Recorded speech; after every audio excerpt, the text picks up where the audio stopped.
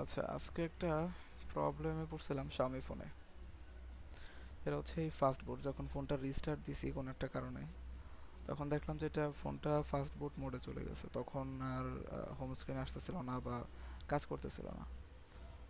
এরপরে এটা দেখলাম যে ফাস্ট বুট যে জিনিসটা আসলে কি। পরে দেখলাম এটা আসলে কোনো প্রবলেম না, এটা একটা ফোনের একটা ফিচার। এই ফিচারটা সাধারণত কাজ করে ডেভেলপার মোড হিসেবে, যেমন আমরা সেটিং থেকে ডেভেলপার মোড পাই। তো ওই ওই কাজের জন্য মেইনলি এটা থাকে।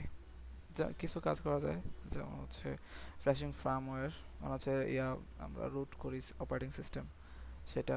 এরপর আর কিছু সেটিংয়ের কাজ, এরপর রিস্টোর ফোন, এগুলো কিছু কাজের জন্য এই এই মোডটা ব্যবহার করা হয়। তো ফোন রিস্টার্ট করার সময় যদি ভলিউম ডাউন বাটনে ক্লিক করে, তখন সাধারণত ফাস্ট বুট মোডে চলে যায়। তো ওইটা যতক্ষণ পর্যন্ত না এক্সিট করা হয়, ততক্ষণ পর্যন্ত এটা এই মোডে থাকে, যার কারণে তখন আর হোম স্ক্রিনে যায় না। তো এটা থেকে এক্সিট করতে হইলে আমাদের জাস্ট সব এইখানে লেখা আছে holding down button, holding down the power button until the phone restart. কিন্তু আমার ক্ষেত্রে এটা কাজ করে নাই।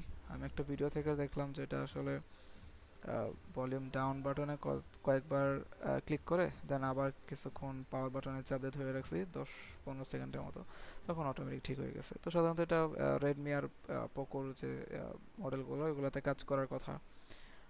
ভলিউম ডাউন বাটনে কয়েকবার ক্লিক করে দেন হচ্ছে পাওয়ার বাটনে ক্লিক করে ধরে রাখলেই হোমে চলে যাওয়ার কথা।